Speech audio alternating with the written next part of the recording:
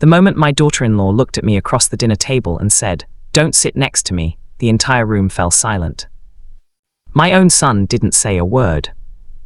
But what none of them knew was that the quiet old man they were trying to embarrass had already made a decision weeks earlier, a decision that would change their lives forever. And by the end of that dinner, the only person smiling in that room would be me. Welcome to my YouTube channel Whisper Stories, where silence speaks. My name is Daniel, and I am 72 years old. At my age, a man believes he has already learned how people work. You think you've seen every kind of disappointment, every form of betrayal, and every quiet kindness the world can offer.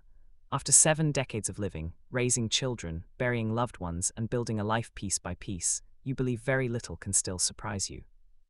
But that night at the dinner table proved something I had forgotten. Sometimes the most important moments in life begin with a single sentence. And sometimes that sentence is meant to humiliate you. It was a cold Thursday evening when my son invited me to dinner. The house was large, far larger than the small place where I lived now. I had once owned a bigger home myself, but after my wife passed away 5 years earlier, the silence inside those walls became too heavy to carry. So I sold it. My son Ethan and his wife Melissa had been excited about that decision. At least, they pretended to be. "Dad, you deserve something easier," Ethan had said at the time. Melissa had nodded quickly, "Less work for you." I believed them. Maybe that was my first mistake. The evening smelled of roasted chicken and garlic when I stepped into their dining room. The table was already set for 6 people. Ethan stood near the kitchen talking loudly to a man in a grey suit. "Dad," Ethan said when he saw me, "come in." He hugged me quickly, the kind of hug people give when they are already thinking about something else. Melissa stood near the table arranging glasses. Her smile appeared and disappeared so quickly it barely existed. "Daniel," she said politely. I nodded, "Evening, Melissa."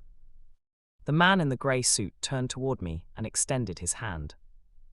"Victor Hayes," he said, "family lawyer." Lawyer? That word stayed in my mind longer than the handshake.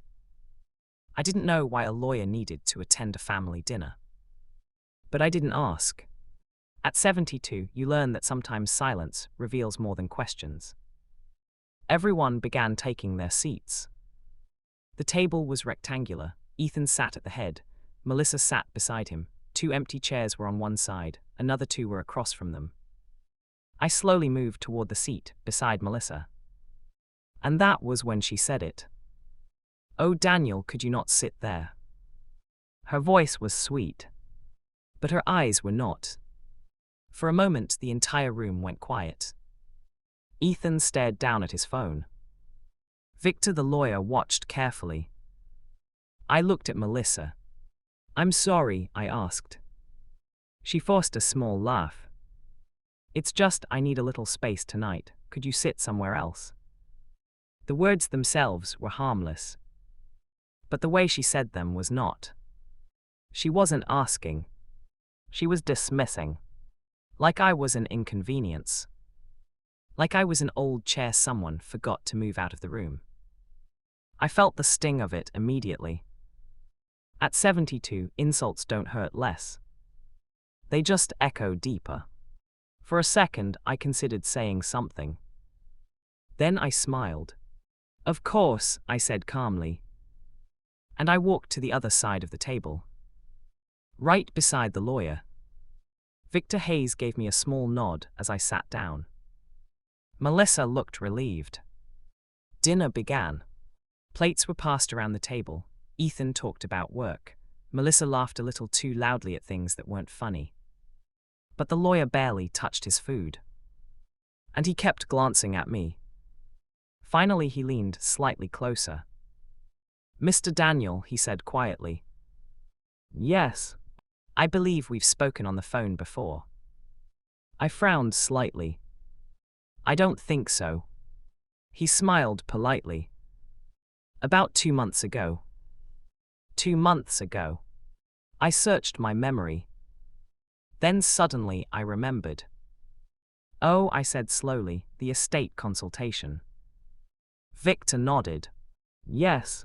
Melissa's fork froze midair. Ethan looked up. What consultation? Ethan asked. I took a sip of water. Oh, just a small legal matter. Victor cleared his throat. Actually, he said calmly, it concerns Mr. Daniel's estate and property distribution. Now the room was silent again.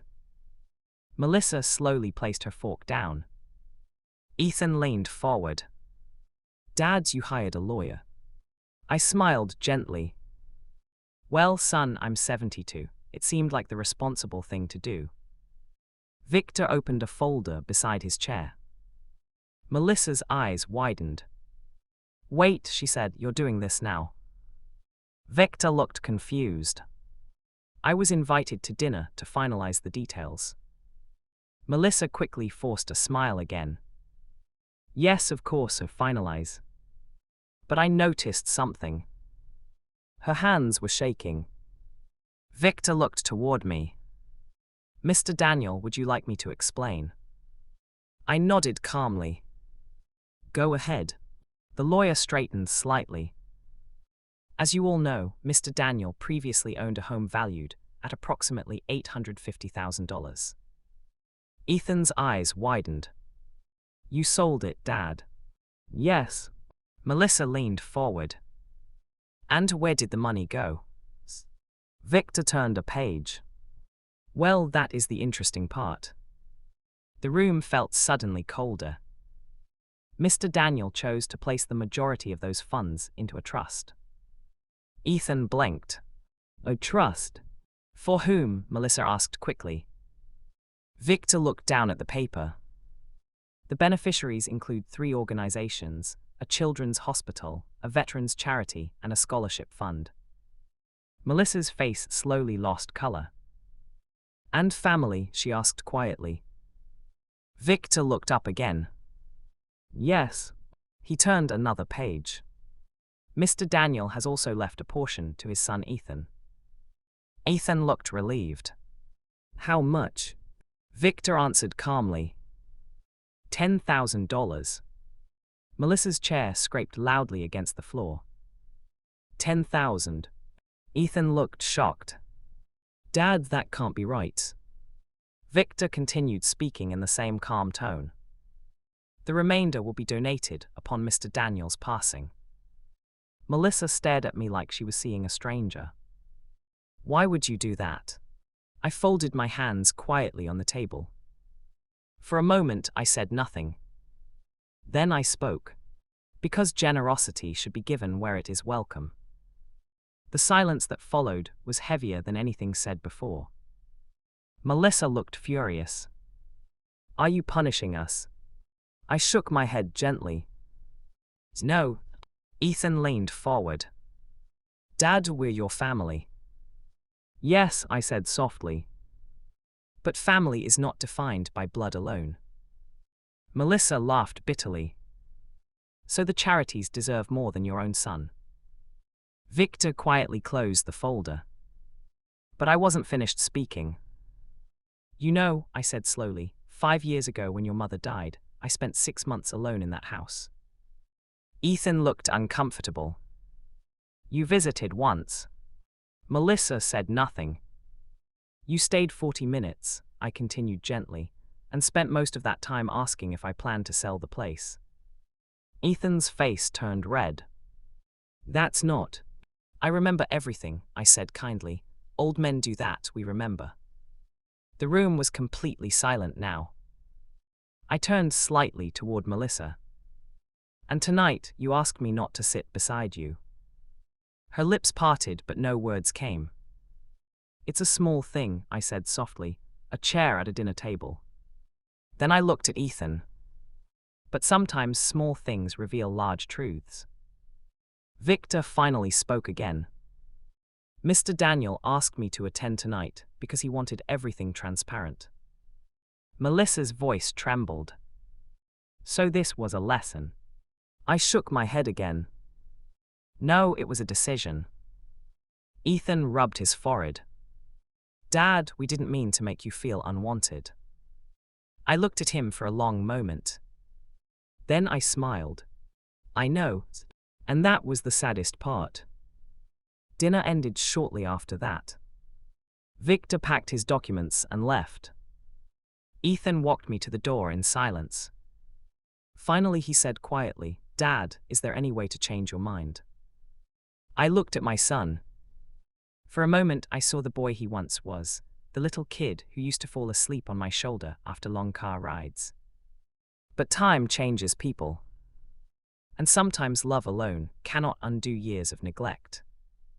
"I already did change it once," I said gently. "When your mother was alive." He swallowed. "And now?" I placed my hand on his shoulder. "Now I'm simply finishing the story of my life in a way that feels honest." He nodded slowly. I stepped outside into the cold night air. The stars were bright above the quiet street. And for the first time in many years, I felt peaceful. Because sometimes respect is not something you beg for. Sometimes it is something you quietly withdraw when it is no longer given. And that, at 72 years old, may be the most important lesson life can still teach you. Moral of the story: respect the people who built the road you walk on. Because one day, when they choose where their legacy goes, kindness will matter far more than blood.